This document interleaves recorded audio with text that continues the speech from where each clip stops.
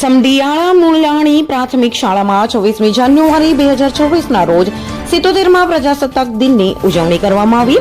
આ કાર્યક્રમમાં સમઢિયાળા ગ્રામજનોની હાજરી હતી અને પ્રાથમિક શાળા તેમજ ઉચ્ચ બુનિયાદી વિદ્યાલયનો સંયુક્ત કાર્યક્રમ ધામધૂમથી ઉજવવામાં આવ્યો।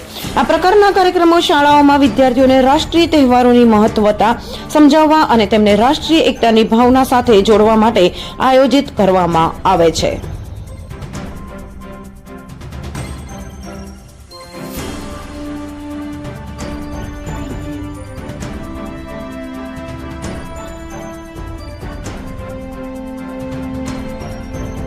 हम दिखाएंगे सच्चाई की खबर चैनल को लाइक कीजिए, सब्सक्राइब कीजिए और हमारे साथ जुड़े रहिए।